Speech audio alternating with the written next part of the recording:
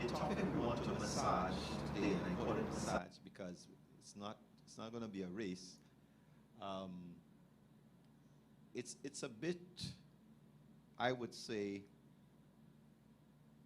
unusual for the church community. And interestingly enough, in the face of this COVID-19, I've done several sessions with various church organizations on mental health. And I say unusual to establish a point that while we look at love and mental health, loving your partner through mental illness, you you would have to forgive me because I would not be jumping in there actually. Um, Working with the assumption that we are clear as to what this mental health is about was a bad assumption that I did. And so in the question time, some of the questions that were raised in various groups had more to do with what is mental health and all that kind of stuff. And so I'll spend the greater time speaking to this idea of mental health, and I hope along the way we would begin to punctuate our conversation and bring it home to the area. So it's very, very general and pulling it into the specific. So I have a roadmap for you. And the introduction have 6 spaces that we want to cover. And that's the introduction. And that could take us until about 10 o'clock this evening, because we want to speak of mental health and illness as a concern for everyone. Then the challenges of COVID-19, 4 frameworks to speak to mental health issues, understanding what is normal from abnormal, then theoretical perspective on mental health problems or challenges, and mental health, mental illness and stigma, because the roadmap is to say, look, when we jump into a conversation on mental health, we cannot start up the road. We have to start down the road and work our way up and see how far we will get there. So if we get through that, then we'll get to 5 sections, Lady Noriga. Understanding health, and mental illness. And so as we go through the generic frame, let's see if we can start making the points of application to us and our relationships. Mental health and men, mental health and women, mental health and marriage, the Bible and preventative mental health. So even if we didn't cover this, you knew what the roadmap should have looked like, right? So let's start.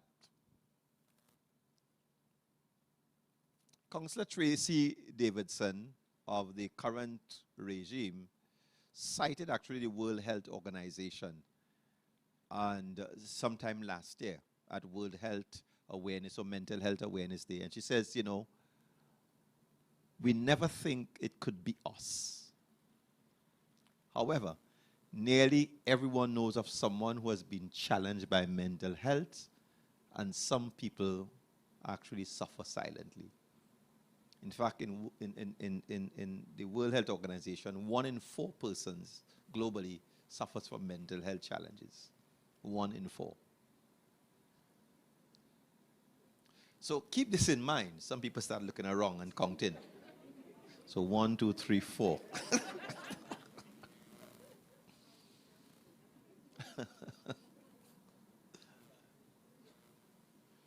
So keep this in mind. Some people may be experiencing mental health issues and you really don't even know because they are suffering silently. I wanted to start there to level the playing field, because it could be on a continuum. It just determines where are you on the continuum. It's like a cartoon drawing I saw some years ago, and 2 guys chatting. It says, I think all the world is mentally ill except me and thee. But I am worried about thee. All right. 2, the challenges of COVID-19. A very interesting article, World Health Mental Day of last year, right? And here's what it said.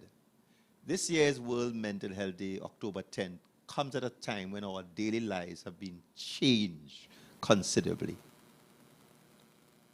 Our lives have been changed. So you can speak of the challenge for healthcare workers.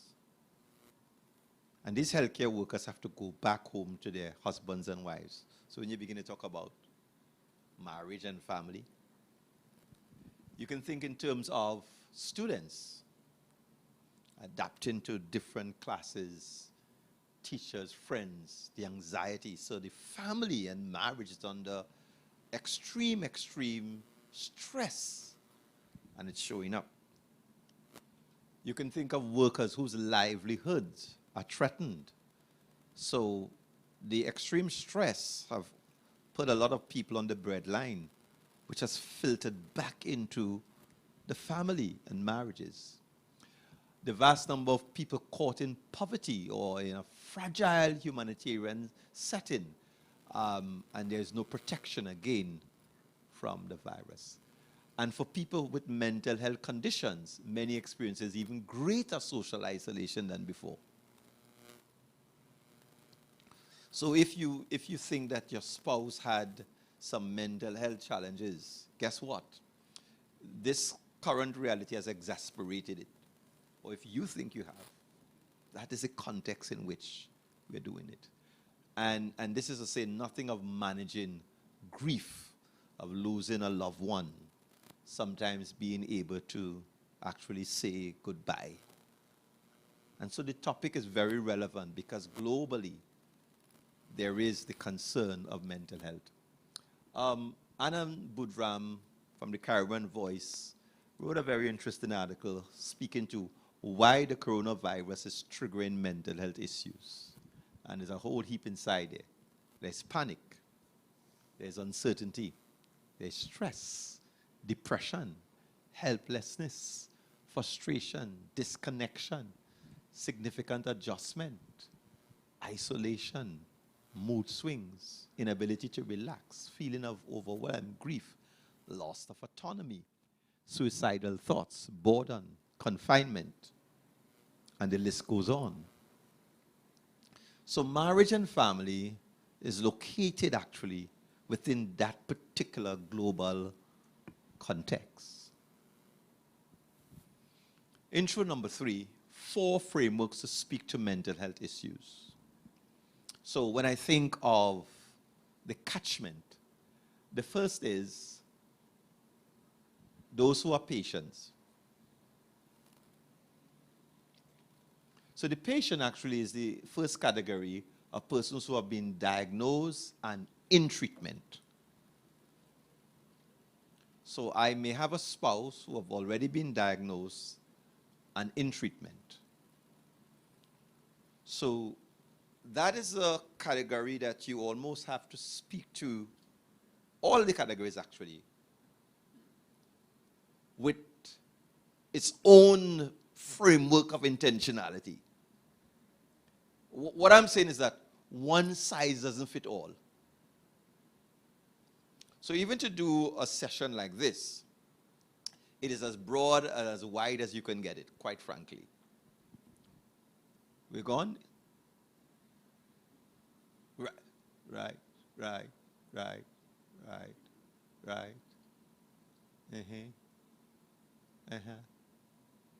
Right. So I think that's where we are, right? The second category of persons are people with pre-existing conditions. So just as the vulnerable have been identified as those possessing pre-existing medical condition in COVID, there are persons who are equally vulnerable to mental health challenges, and they have pre-existing conditions. That's another category. They're not under treatment, but if exposed, and when exposed, the challenge is real. There's a fourth category of easy worship. Some who may have a predisposition.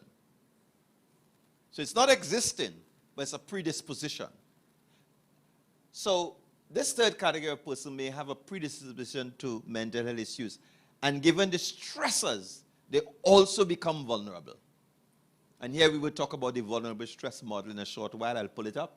And it may be applicable to this third, not second category, this third category of persons, while there can be an overlap of the categories. So predisposition means my husband or my wife, they are fine. But given the stressors, it's like a woman who experienced postpartum depression. She was fine before baby. But after the birth of the child, something happened. And then the fourth category is what you call preventative mental health care. And that is persons are those who are exposed to risk factors. And so what needs to happen is that we need to speak to it, and I think in more ways than one, the Bible has several indicators. I adjusted my numbers so you would see third category, but it's really the fourth category. And the Bible provides, I think, preventative measures for mental health that is applicable to all. Right? So that's that fourth framework.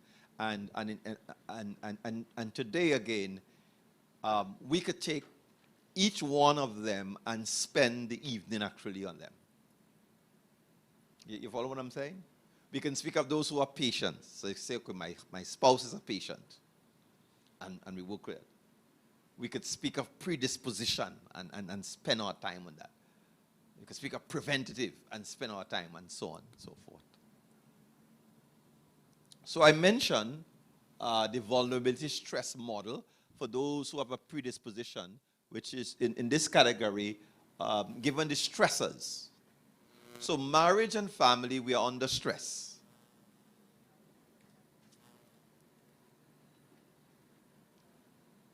The vulnerability stress model speaks to this somewhat. Okay, this guy is not moving. Nice, nice, nice. Nice. Nice, nice. Okay. Right, good. All right, the vulnerability stress model works like this, folks. Some people may have a biological predisposition. So it's there within their bodies, but not showing up. But when you combine the biological with stress, mental illness, that's the vulnerability stress model. Another way of looking at it, you have the intrinsic vulnerability, which would be abnormal brain functioning. You have the psychosocial stressors like life crisis, substance abuse, interpersonal and occupational stressors, mental illness, psychosis, depression, bipolar, post-traumatic stress, anxiety disorders. Now, I find when I work this, particularly with couples,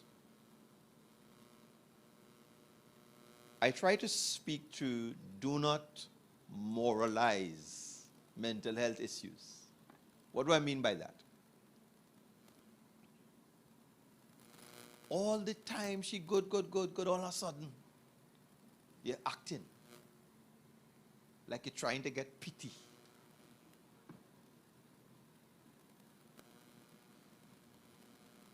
So there may not have been a manifestation of mental health issues before, but given the psychosocial stressors with the predisposition,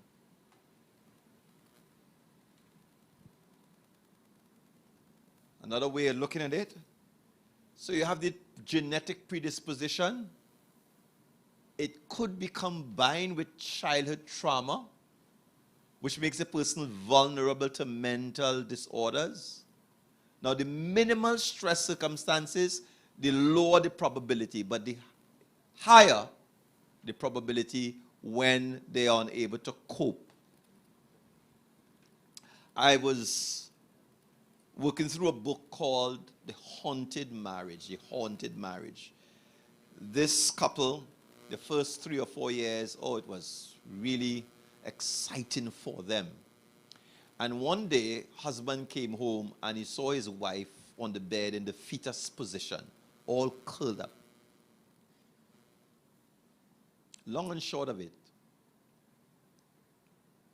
she was sexually abused as a child. But that child went into hiding.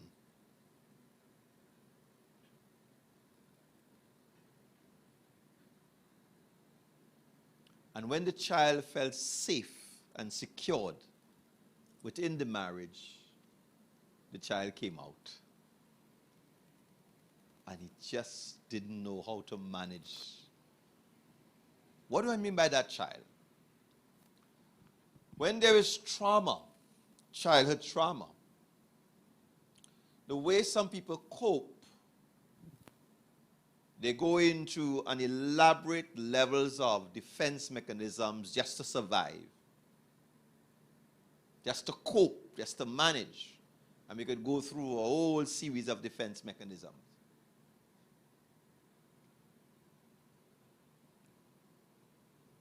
But on the subterranean level of our consciousness, it's not in our conscious awareness, stuff is happening.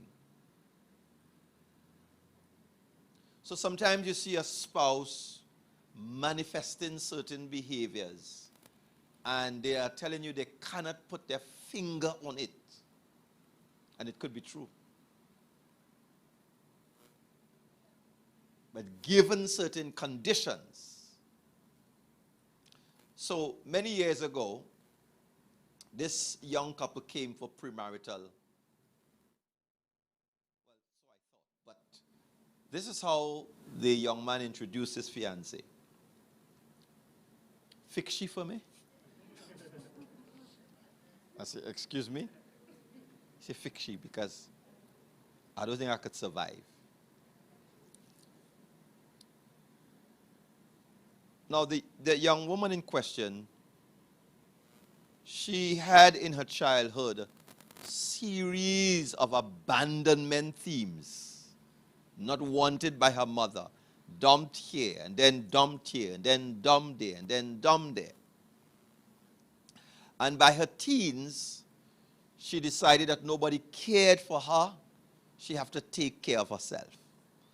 So she developed this external crust of being big, bad, I ain't care, I ain't afraid, and she became a high achiever.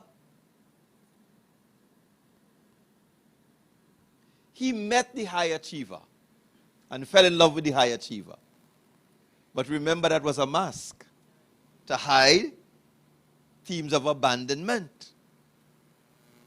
And he said to me that in the early stages of the relationship, she would ask him over and over, do you love me? Do you love me? Would you leave me? Would you abandon me? Would you love me? Do you love? He says, and I expended myself to explain to her that I love her.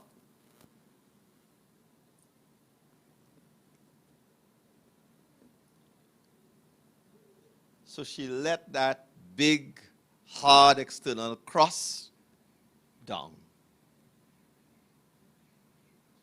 She don't need to fight anymore because she has found her champion. But remember what he fell in love with? The high achiever. And what jumped out was a frightened little girl.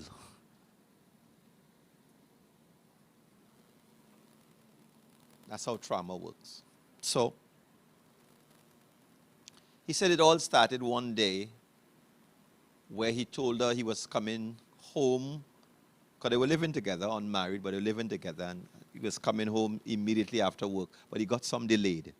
And she went into panic because he was supposed to be home by 4:15 and 4:30.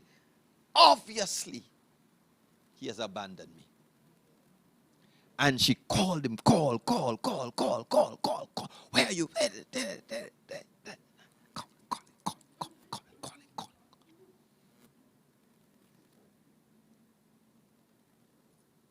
And that just escalated, where he was now feeling suffocated in the relationship.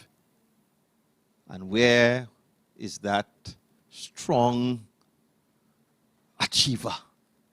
Where did she go? Fix she for me?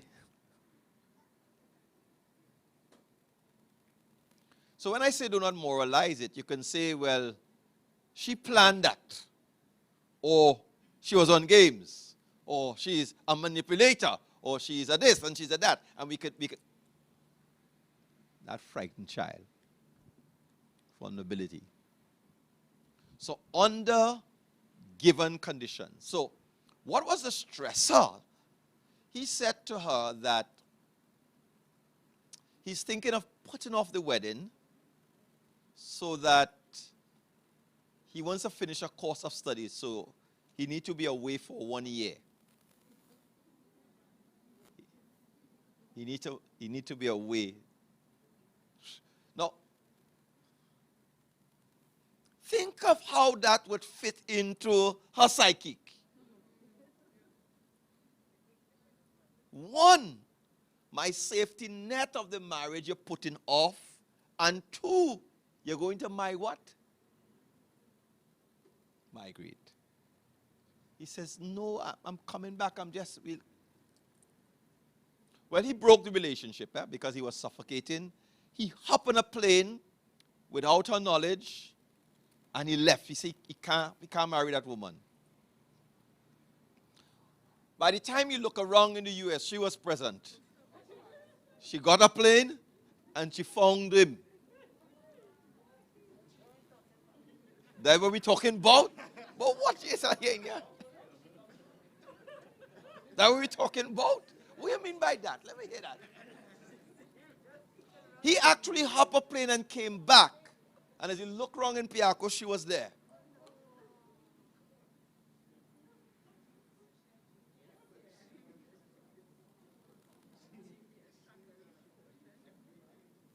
Within a few months, he was back in the States. I don't think she followed him this time. But you have to understand, some people may appear very normal, but under specific stressors, it wakes up their childhood trauma or their biological predisposition. But by that time, you're already married.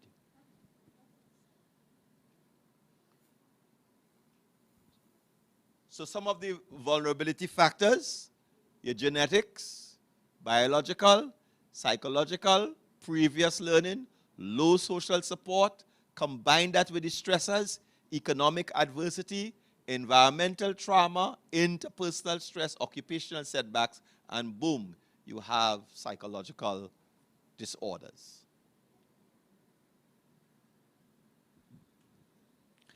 Just this week or last week, I'm working through some stuff this with a couple, and I was saying to them, look at this.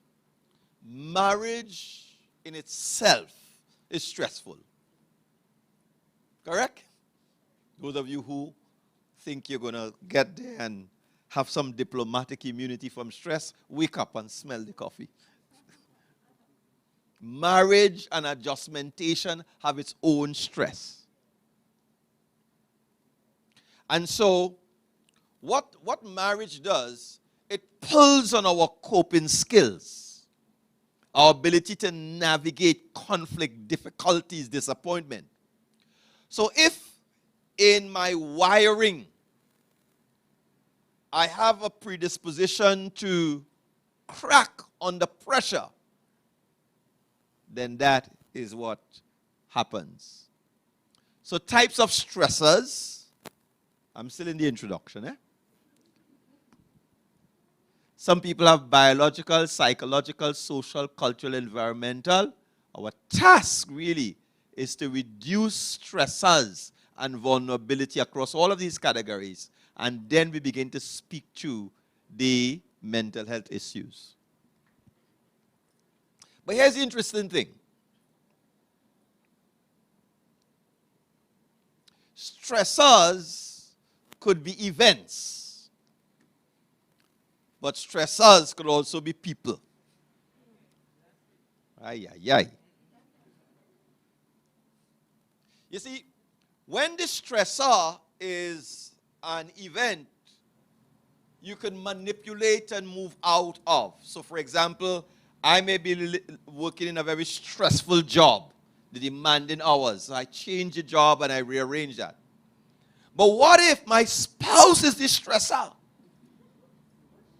Any suggestions, anybody?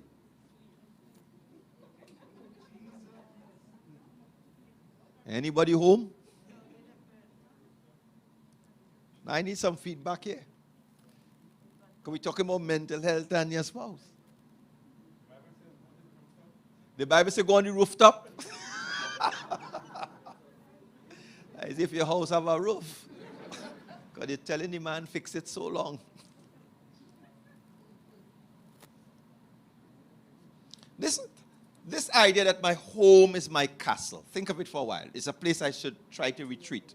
But I am stressed on my job. I'm stressed in the church. And where is my place of safety? If I lack then the internal mechanism to cope, then you're really talking here about mental health issues. So I like this image that someone crafted with the vulnerability stress model. Stress flows into your bucket. If the bucket overflows, you're looking for some problems. So you must have a mechanism, a coping thing, where, look, you follow me? You must have a tap to lay it out. So, the inevitability of stress, your vulnerability line. But if your tap not working, you don't have the proper coping skills, guess what? The vulnerability lines increases, exposing the person to mental health issues. Intro 4. Am I going too fast? When you begin to talk about mental illness now, we have to be clear, what do we mean by normal behavior versus abnormal behavior? Everybody today is a psychotherapist.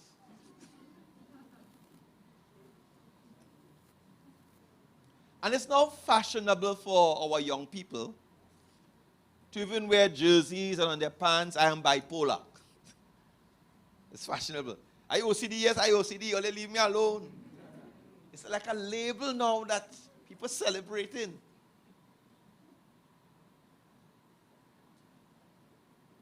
I taught at UWI Roy Tech for some years, intro to psychology. And one term I had a young lady up and down, she walking, disturbing the in and out and up. I say, young lady, come, please. If you don't want to learn, that's your choice. I cannot put you out, given the rights of the child. You have a right to, but you are disturbing other people. Sir, my mother carried me to the doctor. And the doctor said I have attention deficit disorder. That's why I can't sit down.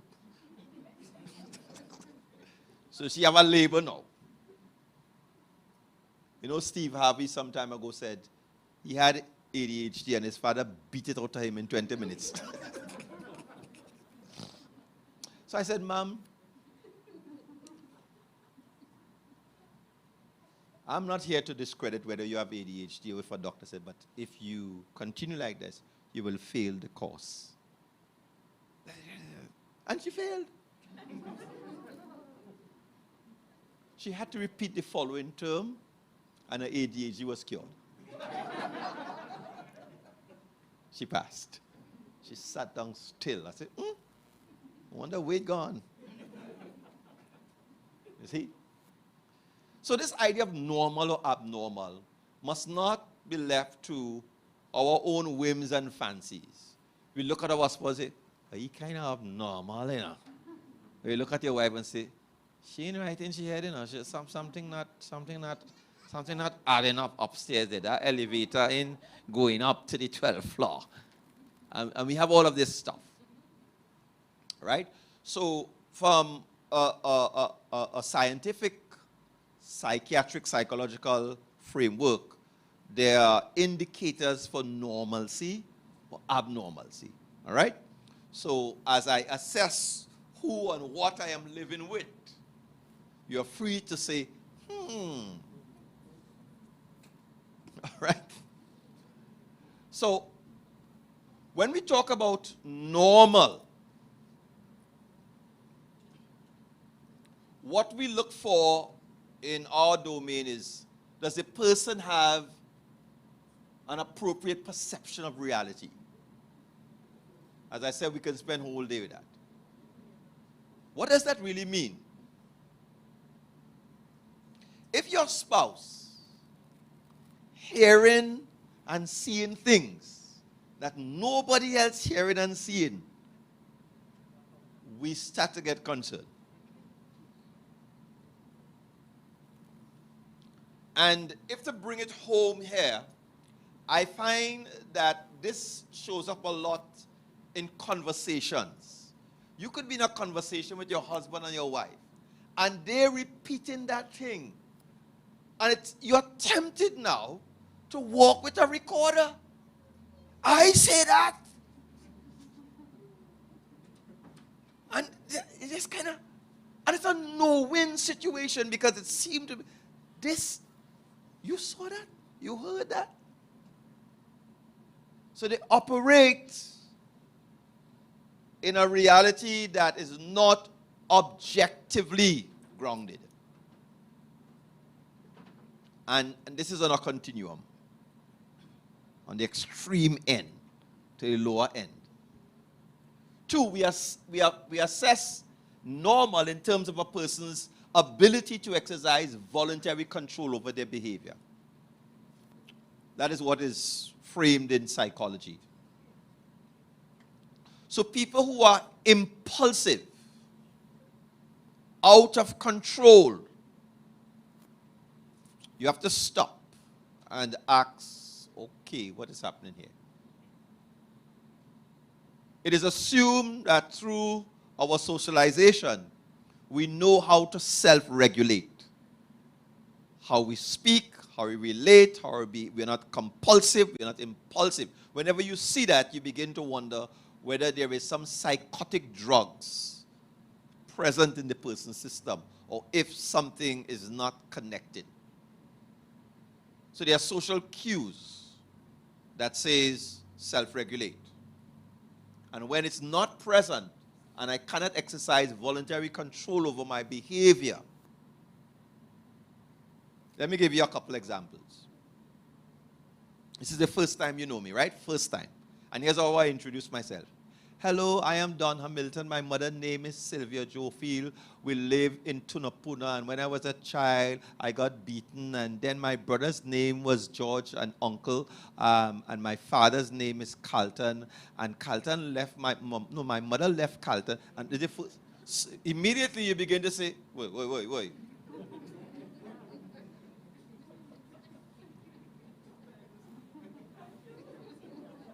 How did you feel with that? Talk to me. Huh? You started to raise your eyebrow? Why? You felt overwhelmed? It's too much. You didn't ask me that. So something is saying, okay. All right. Okay, all right. Nice.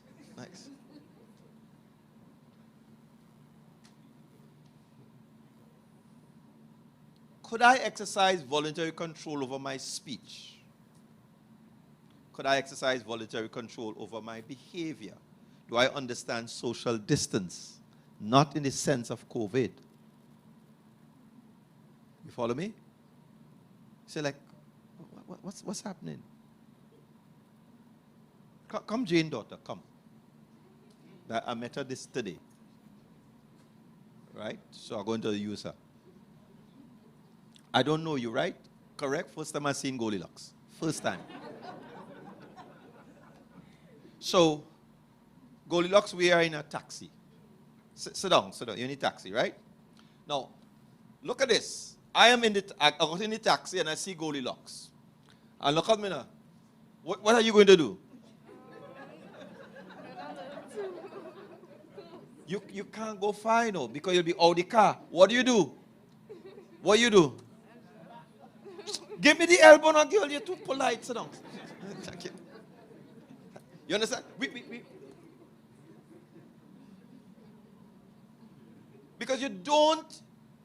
Come on. I don't know you. We up in my space and my face so. You followed me?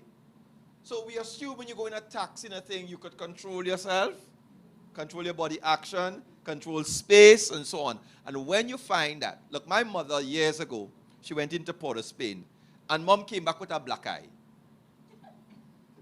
I mean, Mom, what happened? She said she was going through Port of Spain, and she said, I'm mad woman. Just watch you, and one cough, boom! And floor the woman in tongue, Now,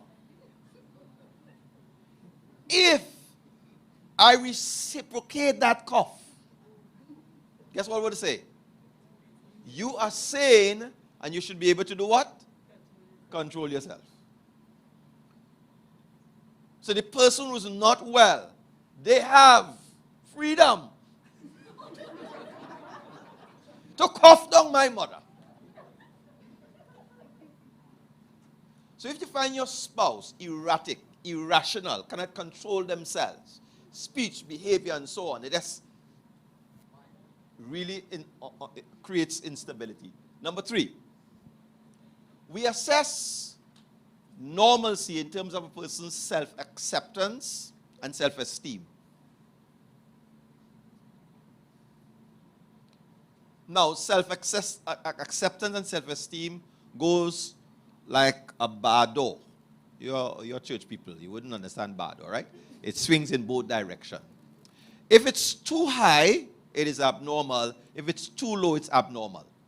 Too high, we call it narcissistic. Right? And too low, we say low self-esteem. So self-esteem that is normal is an objective view of yourself, strengths, weaknesses, ability to accept criticism without becoming defensive. There's a range of stuff inside there.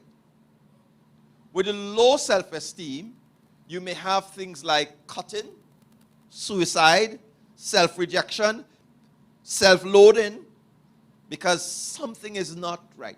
So when you see somebody attempting suicide, it's on the low end of that. And immediately, War 2.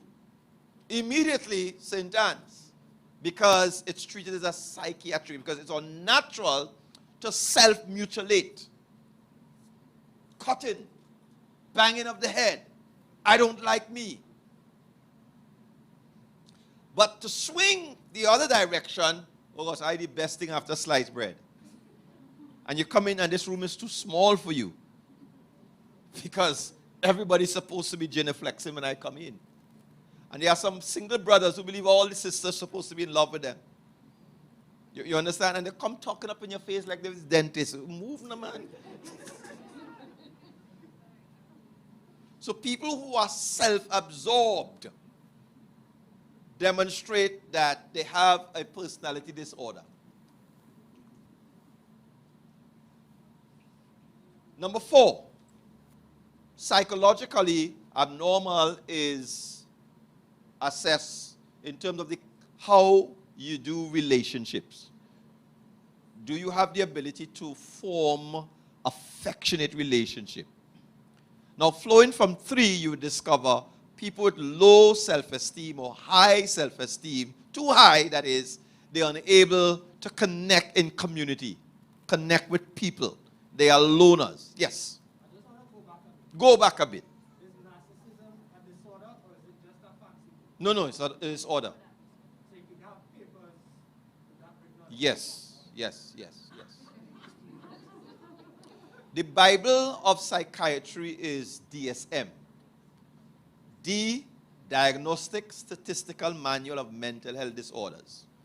Now, DSM-4, they are now in DSM-5 into 6, right? But DSM-4, mental health disorders, they are categorized into 5 categories. based on an axis. So you have axis 1, axis 2, axis 3, axis 4, axis 5. Axis 2 is actually personality disorders. And in personality disorders, narcissism is one of the personality disorders. Oh yes, oh yes. Now, it's not like simply saying, I think you're narcissistic. There is a clinical assessment and evaluation to indicate that this person is narcissistic, but that is a personality disorder. Follow me? Number five, from a psychological standpoint, just like esteem, it's like a bardo, it swings in both directions. If productivity is too high, you can be a workaholic. And that demonstrates that something is out of control. Follow me? But you could be a lazy sloth, where you're sleeping whole day and everybody's supposed to be taking care of you. That is abnormal. So it is abnormal to be a sponge. Oh boy. Do that for me. Do this for me. I can't do that. You're going to do this. You're going to do that. And you're sleeping whole day. And everybody else doing for you. Think of the stress for marriage, where you have an abnormal workaholic person or a lazy person. Either side is not treated as health. When you're a workaholic, it comes under the category of addiction. Are you following me? So you can have alcoholic, cocaine addict, but you could be a shopaholic, a credit card holic. It's an addiction. And one of the indicators of addiction is out of control. In other words, addiction is based on satisfying an emotional need. So these are the 5 indicators of abnormal or normal, in terms of.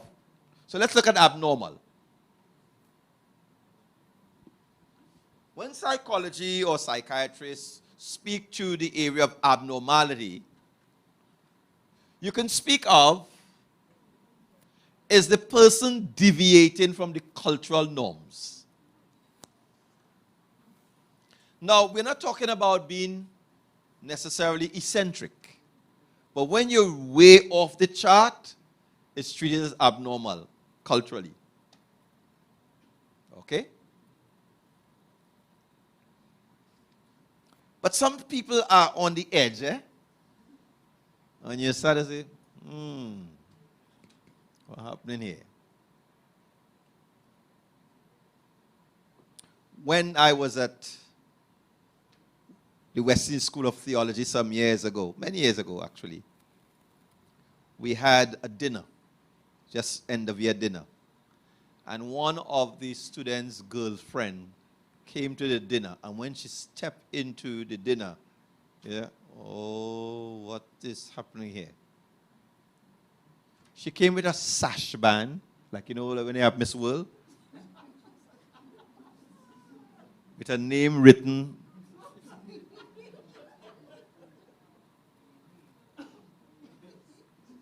Now, we didn't have a skit. Yeah. And she stepped in. So something kind of, okay, that's kind of odd. Probably her birthday. Thank you very much. Yes, something like that. Good. All right. But it wasn't, Yeah. So could you imagine you having your church dinner and one of the sisters or brothers came with their name in a sash brand and step in? Tell me, how would that be received? Anybody home? Talk to me.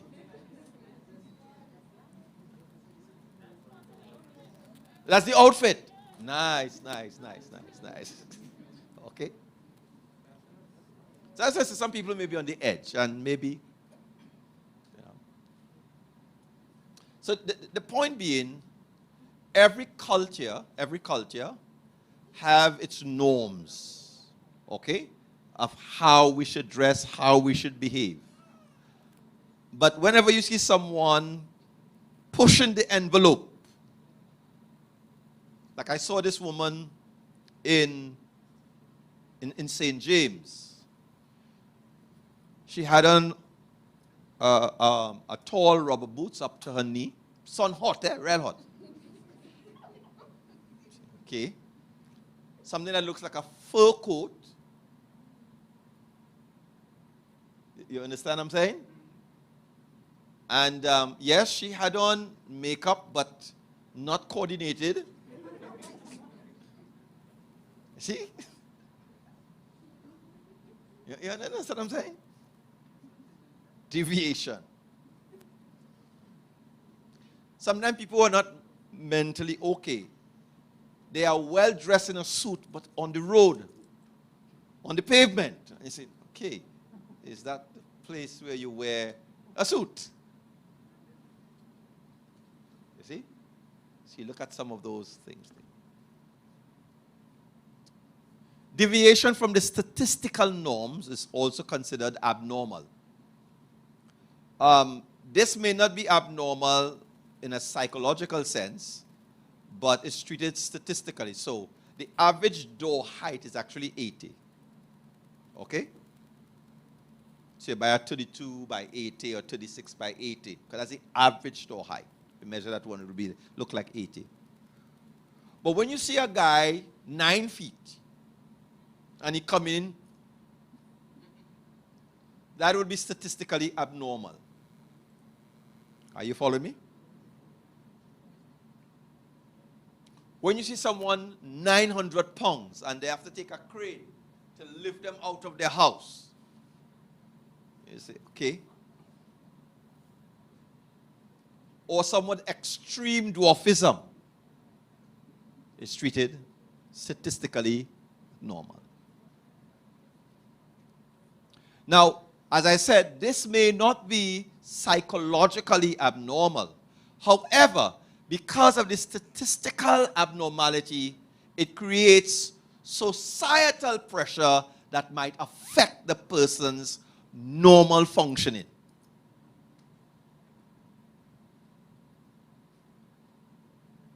So let me just go back there, because there are some people, because they may have a statistical abnormality, they may carry psychological wounds and act and behave different. And so you marry these people and you want to know why they're acting like that.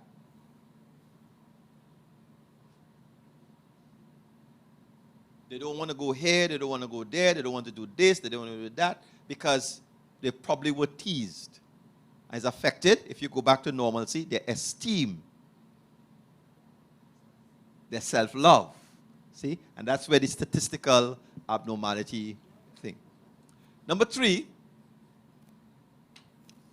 abnormality would be treated also with maladaptive behavior.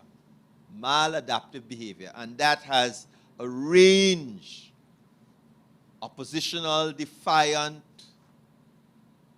rude, vandalism, arsonist, a range of behavior that is the word mal, the prefix, bad. They are unable to adapt. So they're always this misfit within the social matrix. Sure.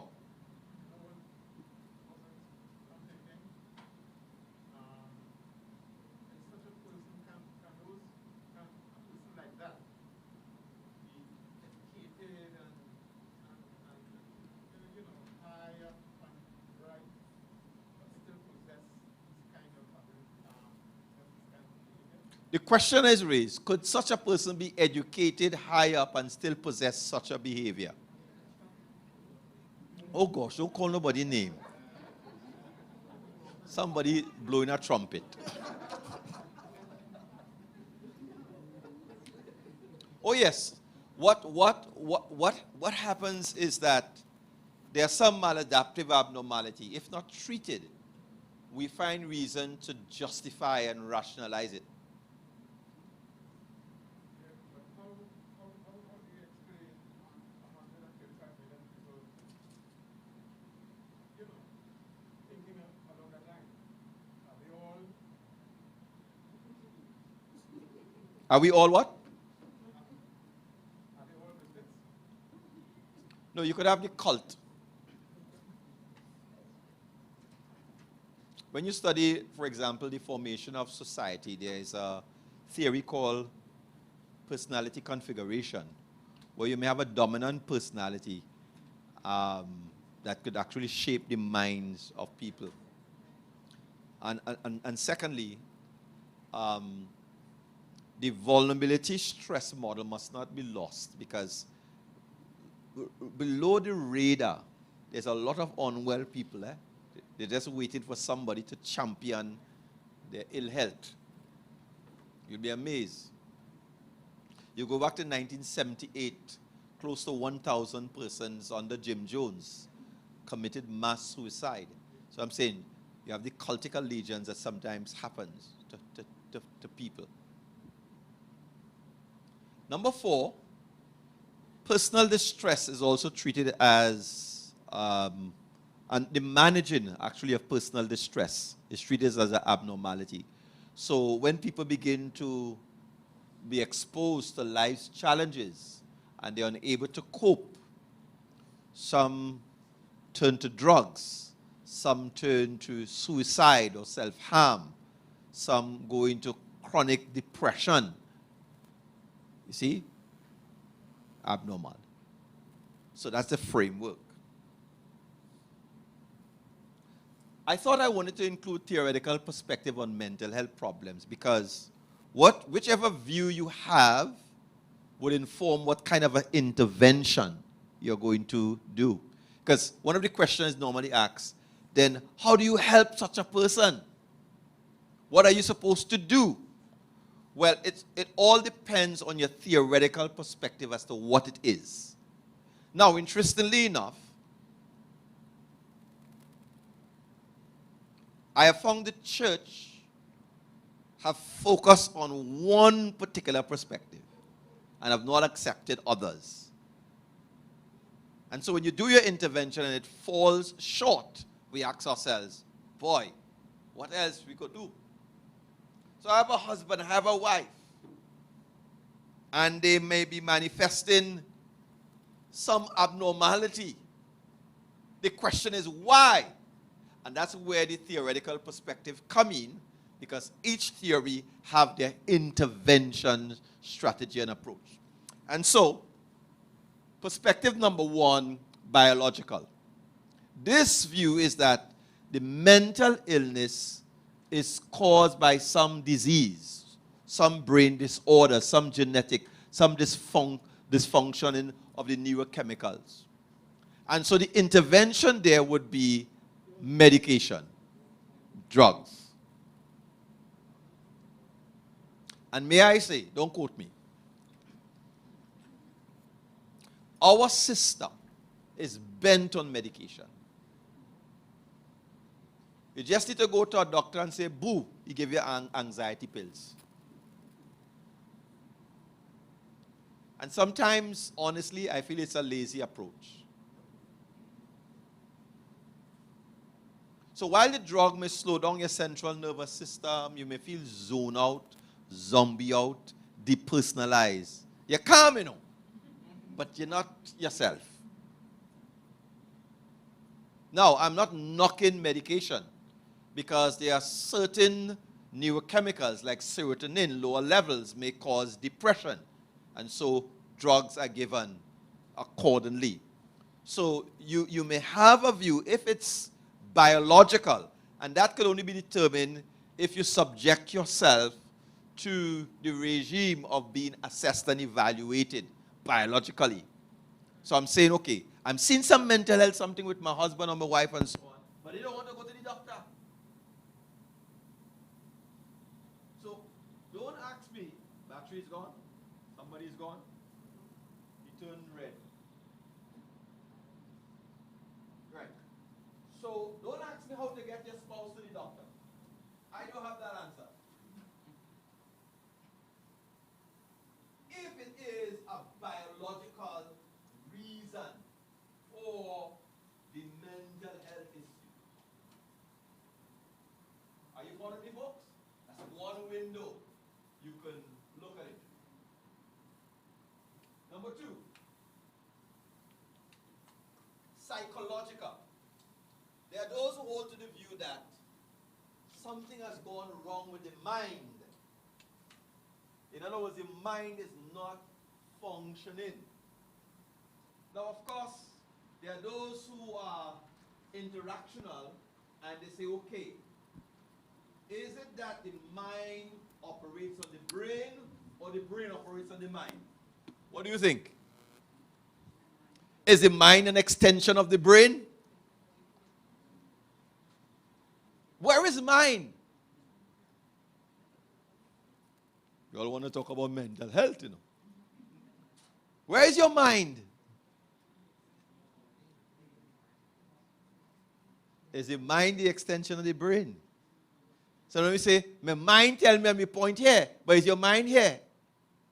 You know, I was thinking. Oh, is thinking here?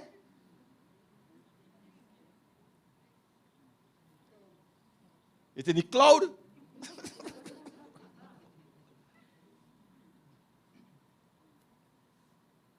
So when we are here, we say, boy, he just think real funny, you know.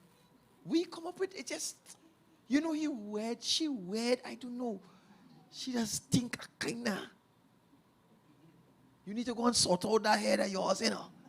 And we go that way. So when you think that mental illness issue is a malfunction of the mind, then you may pursue intervention and have to do with, am I able to get to the mind? So you go to cognitive therapists who would look at irrational thoughts. How you perceive, how you deduce, how you reason. But the subjectivity of this mental illness, if it's mind, is that sometimes the person themselves believe they're okay. But me and see how nothing wrong how I thinking. You see the drama there? Number 3, is it psychoanalytic? Psychoanalytic basically suggests that there's a lot of unconscious conflict going on outside of our conscious awareness that's affecting how we behave. So you might have had a bad experience that you repress. You suppress. But it's there. Some stuff that happened that you have forgotten.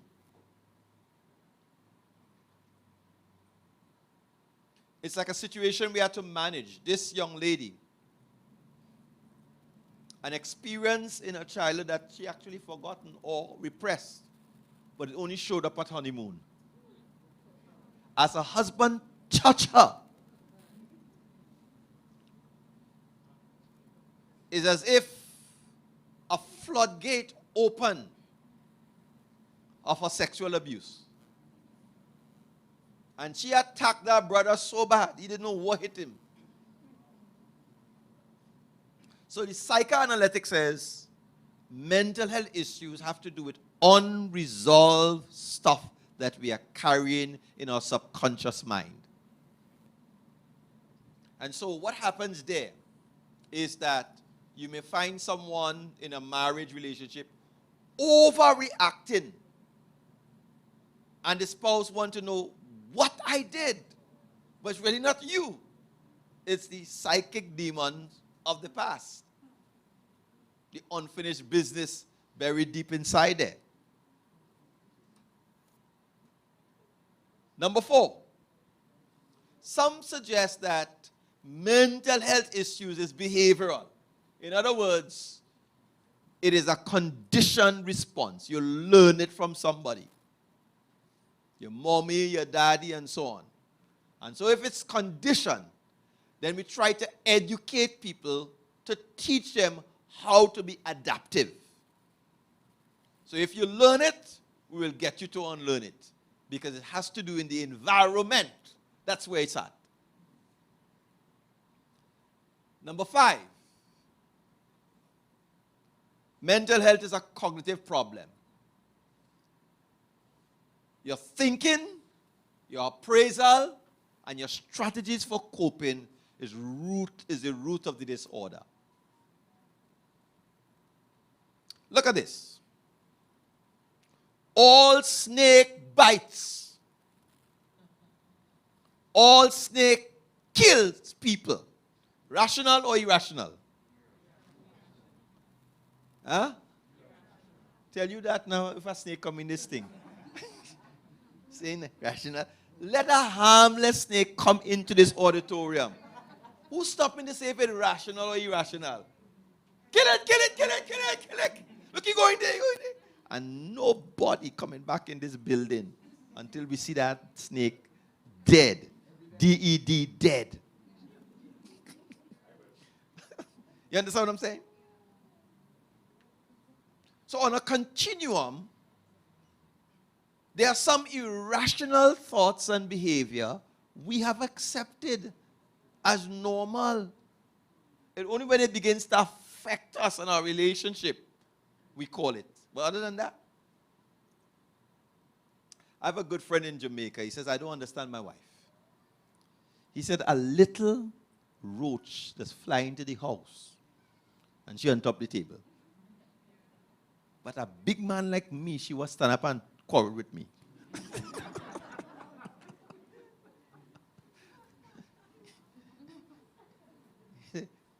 A harmless roach, and she bawling. But me, she was stand up. He said, I don't understand that. Irrational. So how you appraise, how you assess, what do you hear? Something in terms of my thinking. Number 6, cultural and sociological. That's where mental health problems are. Now, keep in mind, number 6 is where the current thinking exists in the field of counseling psychology, specifically the area of diversity. Counseling with diversity, because it is felt. And I'll talk about it.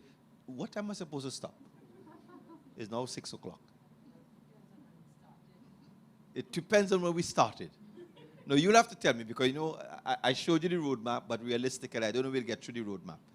Give me a stopping time. It's now 6 o'clock. An hour and a half, right, which is the COVID time. So we started at what time? 5? Thereabout. So we go until 6:30, right? Wherever we stop, we stop. Right. Now I'm speaking about the cultural and sociological now. Keep this in mind. This is the way it has gone, because it is felt that Sigmund Freud, the father of psychoanalytic theory, the one we talked about in the last slide, that Freud did us an injustice. Can you change the mic again? Yeah. Right. Did us an injustice. And the injustice is this. He made human problems too personal. So when you go for counseling for psychological problems, who say you? What is the problem? Could it be the problem exists in the culture and in the society, and you are simply reacting? And your reaction now is being used as a basis to say you have a disorder. You all have to follow me. All are following me? So, right, let me run this. But I'll run it with an example. All right? So, a brother in the Lord come one Sabbath and cuss out everybody in the church. Immediately you say, no, something going wrong there. Sedate him.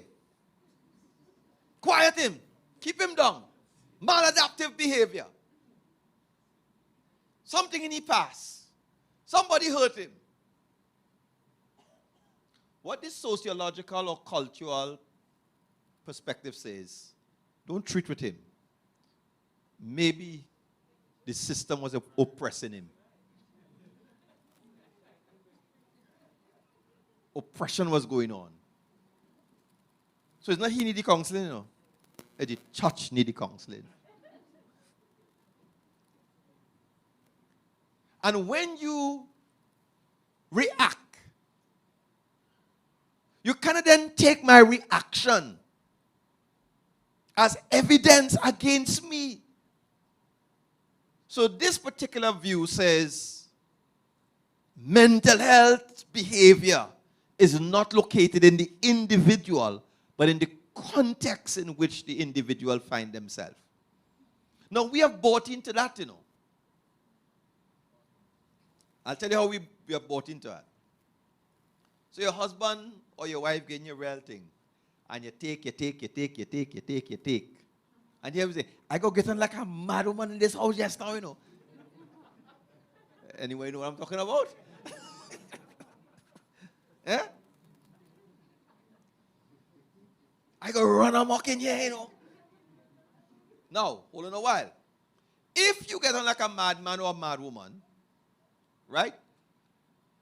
Guess who they will send for counseling? You. This view says, no, nothing wrong with you. You're only reacting to prolonged stress. And you were warning them all the time, oh Lord, Father. So could it be that there is poverty and oppression and stress in the environment, and people are simply reacting and getting on irrational? So, okay, let's go to that attempt at the state, U.S. capital. Right. See some brother dressed like a Viking.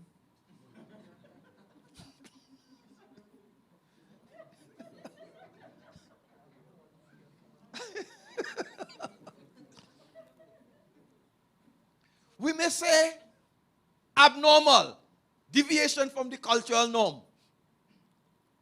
You follow what I'm saying? But are we to blame him? Or is it because there is oppression in the U.S. and he's trying to react to it?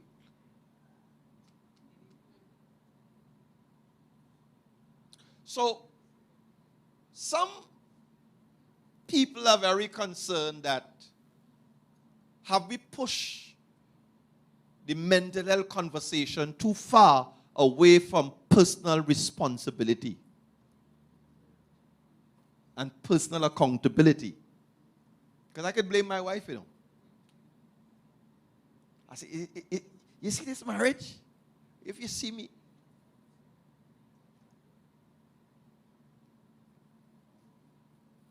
So I have a friend who says, he said, Don, the day I hear my wife pregnant, like if he had nothing to do with it, right? I'm walking down the bus route, naked, just with a tie alone.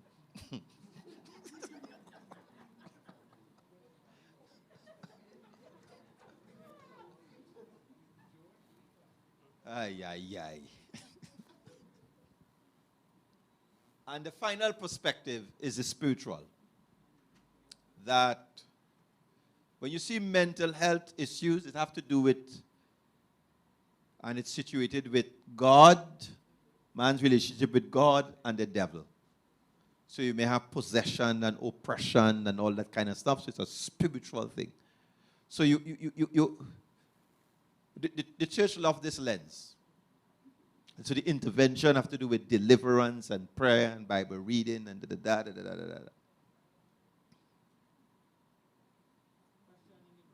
Question. Go ahead. Go ahead.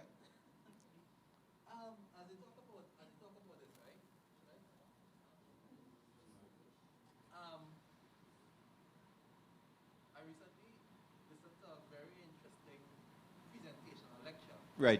actually. And I looked for it because I listed on YouTube, so I looked for it. Right. I found it in my history. Good.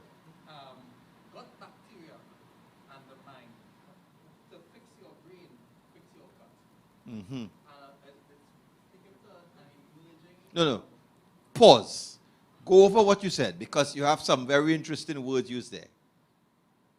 Gut bacteria. Do you have bacteria? Yeah, that's what I just said, the same thing. So you have a bacteria? Yeah, in your gut. Same thing I said. So you have a bacteria, right? Gut bacteria and the mind control. Now, notice that, physical, but it's tied to immaterial, mind. And I asked you a while ago, where is the mind? But then you went on and say, go ahead. To fix your brain. Brain! Uh-huh. You understand the point I'm making? So I will be very interested to find out, because this author or presenter seemed to be saying mind and brain is synonymous. Let me hear where that's going. What they were saying is that they were coming to realize, and this is in a very short time because they were now able to even identify the extent to which of the human biome, Right. which is including all the bacteria Right. and whatever that are apparently part of us through and through.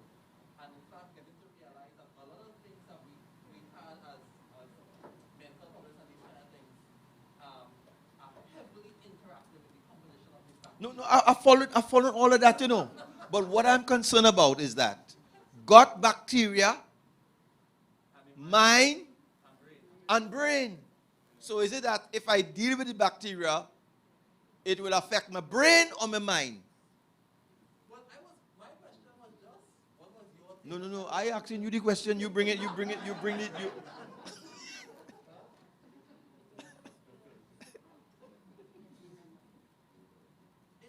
I don't, because, okay, for instance, they were linking, saying that most of the dopamine produced in your body is actually from bacteria. Right. And that the bacteria react to stress things. Correct. I'm following that. And produce I'm following that. some of these things that we Right. I'm following that. and that kind of thing. Then link autism. You see, no, but you see the thing about it. We wouldn't be able to settle this debate tonight. No. I'm not saying you created the debate. The debate created before you. We have to settle whether physiology creates mental health disorder or brain disorder. That's basically what I'm saying. Because autism is not necessarily brain per se, but mind. But of course, there are some brain disorders, like if you, for example, fell and hit your head, and amnesia steps in. Amnesia is mind, not necessarily brain. So is it that the mind is an extension of the brain? So if in fact you're dealing with mental health issues in your relationship, could it be that my husband and my wife need a brain surgery? Or a slap?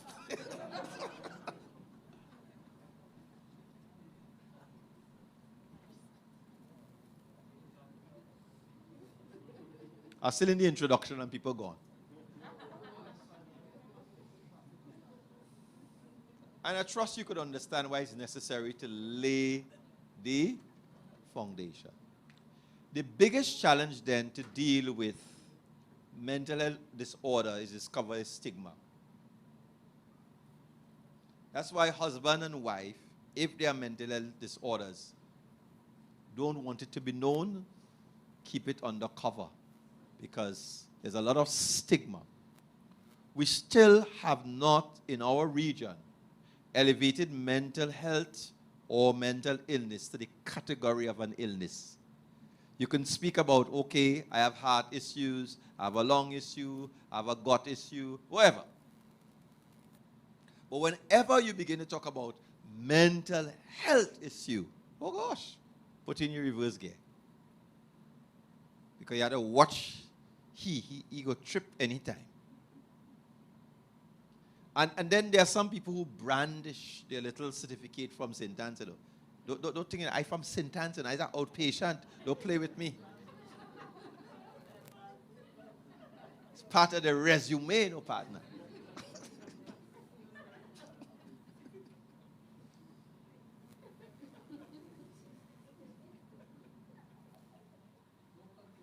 So the matter of trying to address mental health in the family and the home is set within a broader context of society.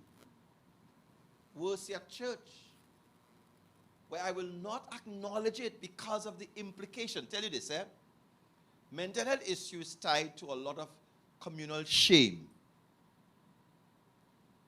So even if it's my uncle, I ain't going to visit him, you know. Because I don't want my name associated with. When I did my degree, I did my internship at St. Anne's Hospital. And I had to work with the resident social worker coordinator. And one of the assignments we had to do was to do tracers. Because there were a lot of patients at St. Anne's who were discharged. But now we're trying to get in contact with their families. Headache. When the families admitted them, they gave bogus names, bogus addresses, and bogus phone numbers. So I remember driving around with the social worker. Say, no, nobody living here. What? Where you get that? Da, da, da, da, da. So if you go into a REMA there,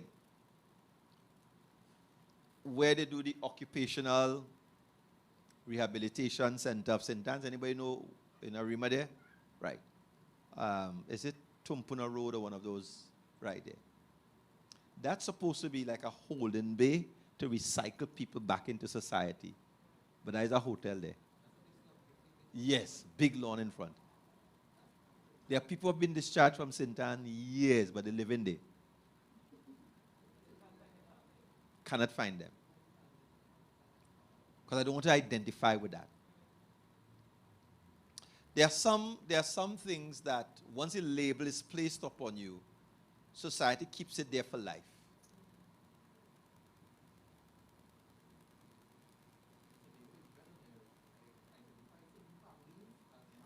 Yeah. That's stuck there. So you have to understand that while you work with husband and wife, if in fact you want to push for a diagnosis, you also will be caught in that stigma net. Don't feel you could absent yourself from your husband or your wife and say, well, you know, it is he who have it, not me. Well, it's you marry him, you know. So you know, go on.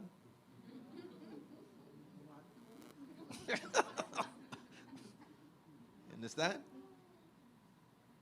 So the family unit, they are also caught in the web. We wouldn't get to that, but husband and wife caught in the web, because to survive for years, you would have had to do some adjusting in your own mindset to accept behavior that was abnormal, and you have told yourself it's normal. That means you have now become mentally, you would have to enable certain behaviors, redefine it, reclassify it. So the stigma lives on. So then, stigma.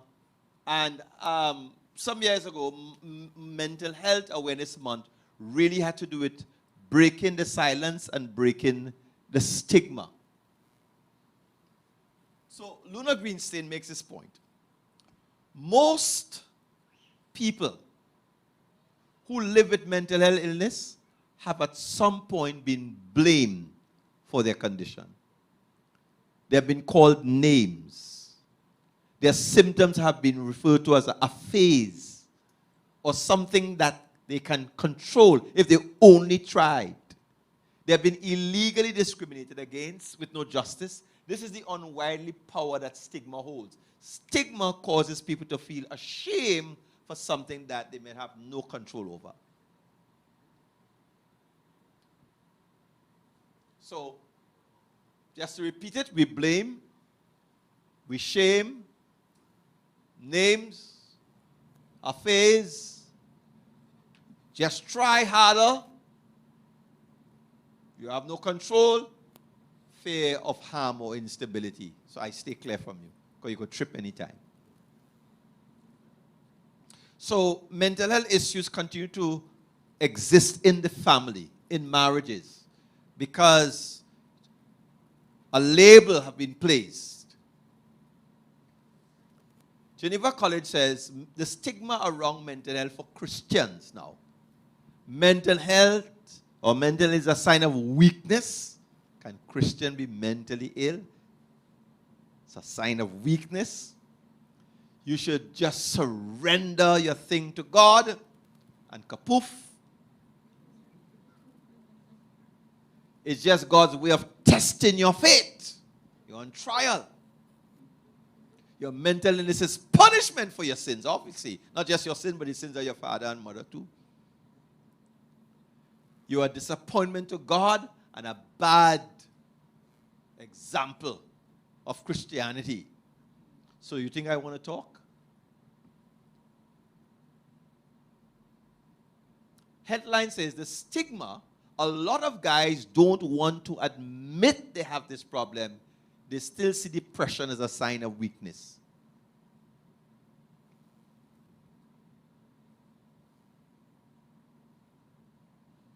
And men also have problems in social connection. So men function alone. Have you ever heard of the term the widow effect? Right. Widow or widowhood effect is when two people live together for years and they have become entwined in each other's lives, and one passed, within a few months, the other one goes. That's the widow or the widowhood effect. As if they can't continue without the other. But what they have been observing globally, that if the man goes first, women are outliving the men. They're not remarried, but they're outliving the men. If the woman goes first, the man generally goes after. That is love. So some researchers have stepped in to try to make sense of that. And this is what they discovered in terms of mental health and marriage.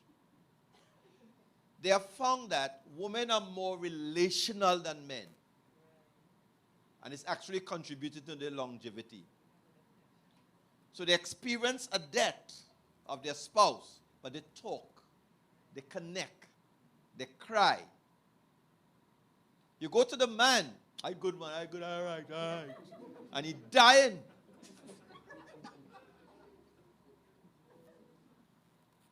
He doesn't have the social connection, so it's affecting his mental health actually.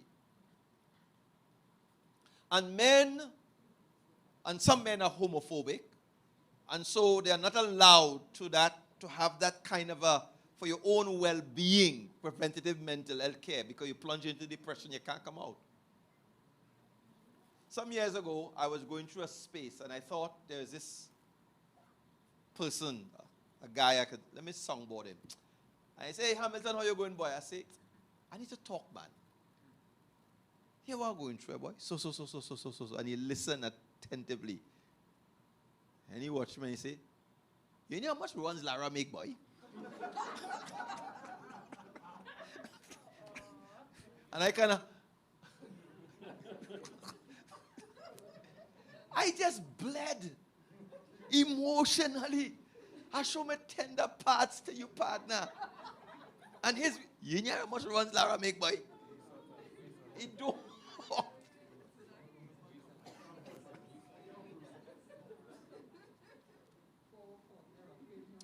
author Kent Hughes, in the book Disciplines of a Godly Man, says, men seldom come to that deep kind of a friendships that women do.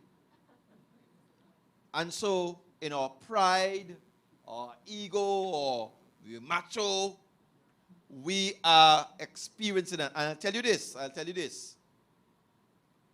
Men are more successful at suicide than women. All this is in mental health. So when a man decides to commit suicide, his choice of weapon is more lethal than a woman. He spirals into a mental space and a hole. And it's difficult. So part of the work for couples actually in the mental health issue is being able as a male to open up and to talk and to show our vulnerability for longevity. You're not hearing me.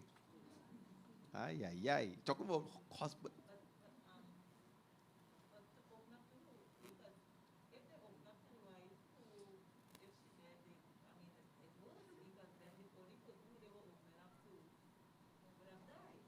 If he did open to her. Yeah, have meaningful friendships. Guys need to bond.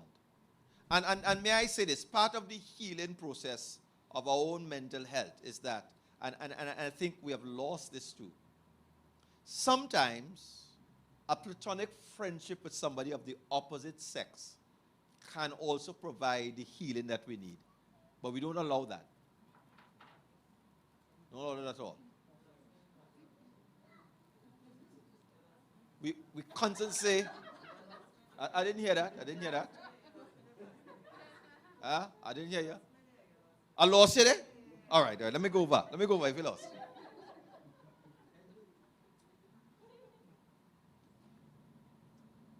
To believe that your spouse is the repository of all information and knowledge is a myth. Got you? Right. Now, one of the points I have way down in this session, so we have to rearrange for sometime next year or something. Right. But we'll still go. When your spouse have a mental illness, you are not called upon to be their therapist. So when you say to your spouse who have a mental illness, tell me everything. If you love me and you trust me, you know what you're asking. So sometimes it's best that they find somebody other than you. And I'm saying sometimes it may be a male, sometimes it's a female. No, hold on a while. The first port of connection we have really is friends and family. And wise friends and families will say, I can go with you at this point, but I want to recommend that you seek professional care. You understand what I'm saying? But as a husband or a wife, I have to come to a place to realize that, hey, my spouse, because it's part of our own esteem issue, eh? We have deep insecurities, abandonment issues. You're talking to who? About what? For how long? Oh, good. We're going down the road. Do you believe, look, not do you believe. Do you know that there are some spouse, they even become guarded even when you're talking to your pastor? Who's supposed to be their spiritual guide? And we're talking about pastors with integrity and so on. When you're talking to Eva, you're talking to me, but you're a difficult person to talk to. If you're trying to explain that you're going through bouts of depression, and your spouse keeps saying, get over that now, so long he dead.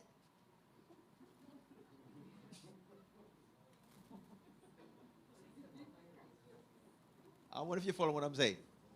That's part of the challenge we have. And so, with the whole matter of the mental health, you would find that men have to find, I think my time finished, you know. All signal searching. That's the cue. Right. So that mental health and men, that's the dynamics that we have to kind of work through there. Because the stigma here is, if I admit as a man that I am working through mental health issues, I am less than a man. Or my image, or I'm weak. Haven't you noticed that men go for medical attention when it's last, down to the last? Are you all right, man? All right. Are you all right? I good. I'm not being stereotypical. That's the reality. And sometimes when we go for attention, we want to give the practitioner attitude. I remember many years ago, I'll have to close on this. I'm doing this premarital for a guy, my senior. He could be my father. And his wife died, and the woman was a divorcee, and we were talking. But he came to the session with his arm folded. So you could tell, I mean, tell me, you could tell me. I could be your father. Yeah, I wonder if you follow what I'm saying. I could be your father. I said, what do you think I was going to say? And actually, we took the conversation in a different direction because he lost his wife. He have a whole lot of grief issues that he ain't dealt with, that affecting him mentally. She's coming out of a divorce. She have all kind of unfinished business. And the twain met and called themselves in love. Yeah, right.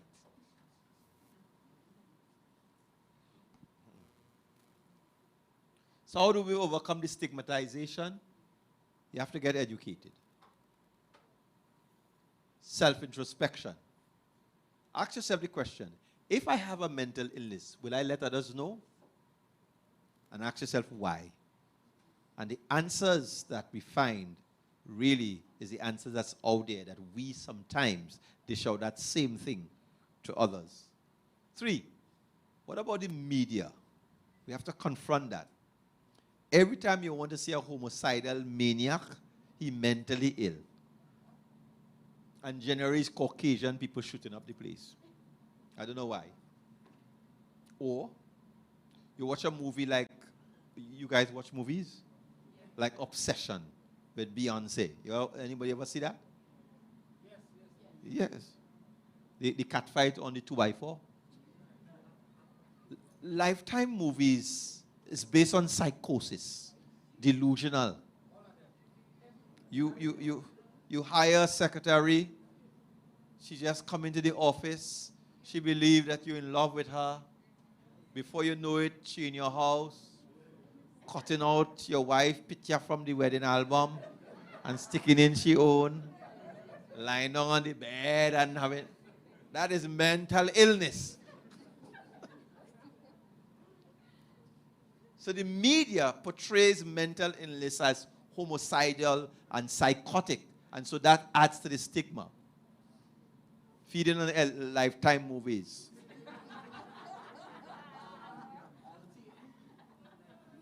We have to see it equally as physical illness.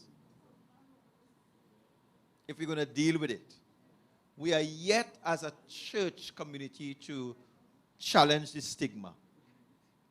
You see, mental illness and sexuality, still big taboo. I could say, brethren, pray for me, I need a job. Okay. Brethren, pray for me, I need a wife. Yeah, I'm telling you, you're not allowed to ask those kind of prayer requests publicly. Say it privately. How do we deal with it? Don't equate yourself with your illness. You are not an illness. So instead of saying, I am bipolar, says this author, say, I have bipolar disorder. Instead of calling yourself schizophrenic, I have schizophrenia. Be honest about treatment. Because we have to confront that. Do you know many persons, when they go to the doctors, they lie? How long you have that? Well, about last month, yes, I noticed it. Lie? Any member of your family have been diagnosed? Not to my recollection. Your old mother and father are sick.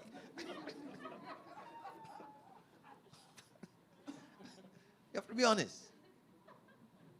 I had a young lady some years ago come into my office. She says she wants premarital. I say, okay, where's your fiancé? She said, well, I want to do it alone. So my bells went off. You want to do premarital? Okay, right. So where's your fiancé? Well, we're not really engaged, you know. Okay. Where you met him? Well, we met online. So you never physically met? No, we haven't physically met. But he will do counseling over there, and I will do counseling down here. So you're seeing the sediments of what's happening here. So I asked her this question. Are you on any prescribed medication? You have to ask that. She say, kinda. I say, are you or are you not? Well, I take myself off of it. I say, oh. Long and short, actually, she's an outpatient from St. Anne's. And she lied to the guy, if there is a guy. You see? So you have all those kind of stuff there. So people are not honest when they speak to this issue. Number 8. I fight stigma, says Garcia, by saying that I see a therapist and a psychiatrist. Why can people say that they have an appointment with their primary care doctor without fear of being judged? But this lack of fear, when you begin to, oh, you need a shrink, you need a psychiatrist. I have an appointment. About what? But it's an appointment, I'm going to see somebody. We don't want to speak to that reality. Okay, dissection 1. Good. So we stop. I couldn't just jump over. Thank you, and God richly bless you. Any final questions, comment? Going once, twice, or we are gone? Yes.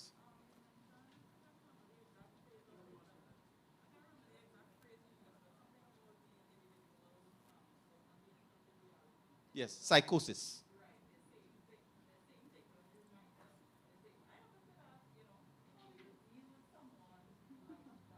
You see those how-to questions? Remember I breathed a word while I was saying that? I say as if like you need to get a recorder. You remember me saying that? Think on these things. No, it's very difficult. No, the truth about it. When you see psychotic, and I remember it's on a strain, extreme. Some people conveniently omit information because that's how they learn it as a child.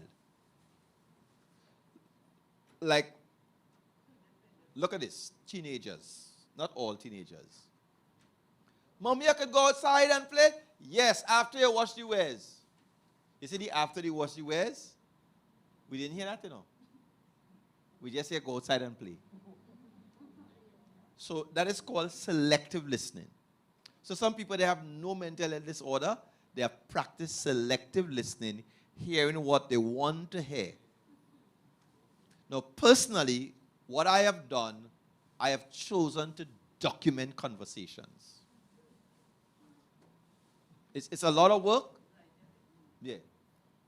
So that I got a call from someone, and I had a conversation with them, but I know the MO. So after the conversation, immediately after, I sat and I draft the conversation and I send it as a text message. I says, lest we forget or information is distorted from our conversation, here is a transcript of what we spoke about and what I said. No response. And then I forwarded it to 2 people. for record's sake. You follow me? So in some relationships, you have to be it's not keeping bad record or unforgiveness, you know. It's for your safety. Now, if you do it too long after, you may not remember the details. So you have to write these things down and keep your record almost immediately after. I remember being called in a big meeting with some of my leaders and so on. I took my own minutes, because I know what their minutes would say. The minutes would say the matter was discussed. That's what the minutes would say. But I grab verbatim what was said, who said what and where. And then I sent the secretary a copy. That was never acknowledged. I wasn't expected to be nice. I says, this is a transcript of the meeting I had with you and so on, so on, so on. So at the time, from my recollection, this is what was said. Please confirm or not. No response. When people realize that you're keeping a record, okay, immediately their way of relating, and keep this in mind too. There are some people, they will not text you because your text would be the record. So they like to call. Feel free to use the gadget on your phone and record it too. I'm not saying this, but there are people, they are very mischievous. And if you feel they're not recording you, you'll wake up and smell that. A wife's actually called me sometime, maybe 2 years ago. I need to talk to you. I said, right, come. She says, do you know the last session I had with you and my husband? He recorded it. I says, no, I didn't know that. So he had his own gadget somewhere down inside in this session, because that session was to do an evaluation of both of them, where they're going wrong and where they need to sort out themselves. He did not record the part dealing with him. He recorded the part dealing with her. And in another meeting, played it. This is what the counselor say about she. Unknowing to him, which she confessed. She said, I did tape it too, you know, I did tape him too. And she had her backup. The point I'm making is, it's not a safe world in which we live anymore. It's not a safe world. This naive, simple way. So, when relationships with husband and wife, unfortunately, when it goes south, what the lawyers ask you to do is to pull up your record. When did she say? When did he say? When was it? And you know, things that you're forgiven, you're forgotten. You have to now go and dig up mud. It's a good practice. Any key experience, conversation in your life, keep a journal. Keep a record, whether with husband and wife. Not in a vindictive way. We have a tendency to forget conversations. And we have a tendency. And I have no problem sometimes doing that, snapping a picture and sending it back to the person and says, could you remember? And right after, not when there's a conflict. Because when it's a conflict, it comes like evidence. When it's not a conflict, it's a confirmation of what we have discussed. That's a safe, very, very safe way to go, because people have to say, I can't remember saying that now. Me. You understand what I'm saying? So that is not necessarily psychosis. Psychosis is when, and what we're talking about, is when you have a break with reality. So you say, could you introduce yourself, please? I am Superman, Lord of the universe. I something not. You follow me? And that's why when you do an intake in the hospital, they ask the patient specific questions. What's your name? How old are you? Where do you live? And when you are exiting or being discharged, they go through the same rounds of question to see if you have an objective recollection of specific details of your life. Because if you start to go, so there are some things that might induce psychosis, like psychoactive drugs. You could take drug and you start to talk like, oh, yo, listen, the green man. Look him there. What green man? I've had some clients who have come and they're speaking things about their husband and their wife. There's a specific case I remember. And the woman, I think she might be in the early stages of Alzheimer's. Because once Alzheimer's, you become paranoid, which is a mental issue too. And everybody teething from she. I put it there, and he only thieving from it. And the husband, she say, what did he steal? There. So living with a spouse, let's say there's early onset of Alzheimer's or dementia, you have to learn now how to live with that.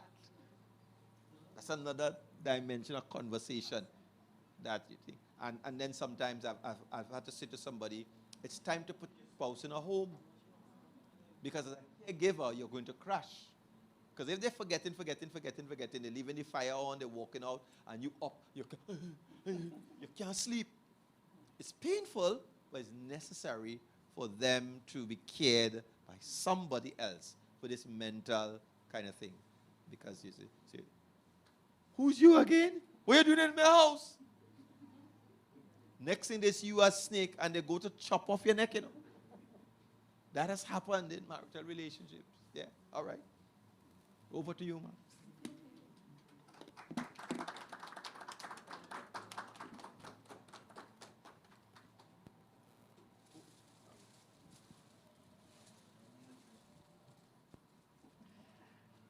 Reverend Hamilton. Yes, ma'am.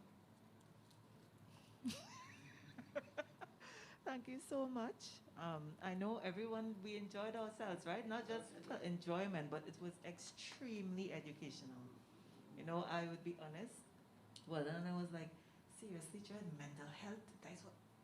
But it was really, really valuable. Things that you really have to ask yourself and look about and evaluate yourself and say, oh, you know, I thought this was normal. Maybe it's not. So I really want to say thank you. As usual, please let's not have him come back a year from now, Jane, for the second part of this. Because we don't want him to come back a year from now for the second part, because we just got the intro, right? So, clear out, I know your book. All right, great. Right, so I know this is heavy. So we want to... Is that for my gut or my brain? It's for your gut, and hopefully it will positively affect your brain. Thank you very much. Right, we, from the GNC family, we want to say thank you.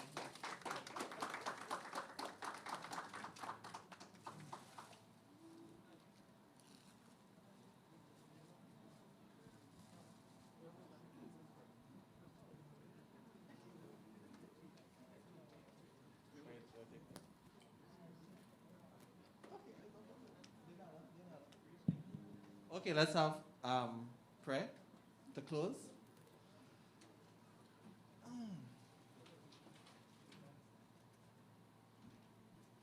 Okay, dear God and our Father, we thank you so much for,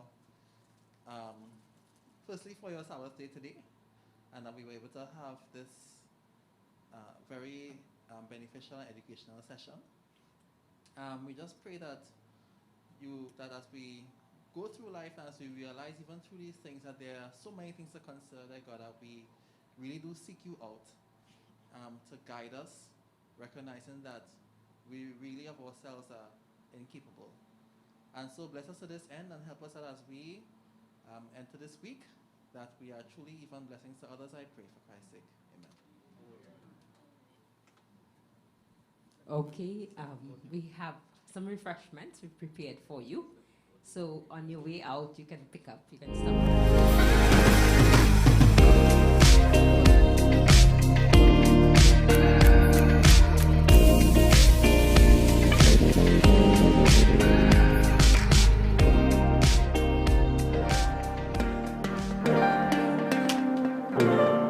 I used to think my favorite part of the creative process was the execution. Setting up the camera, getting the perfect shot, making sure everything looked the way I wanted it to. But I was wrong. I realized that my favorite part of the process was actually coming up with the idea. Though a bit frustrating at first when I just can't seem to figure it out, ultimately it's rewarding when all of the excitement comes as the idea finally hits me. At that point, I begin to clearly see all of the potential in what I'm about to create. I can't say that faith has always been that way though. I've gone through phases of anxiety-filled days and nights, crippling doubts, and a host of fear-driven decision-making habits. I've also found myself struggling to believe in who God created me to be.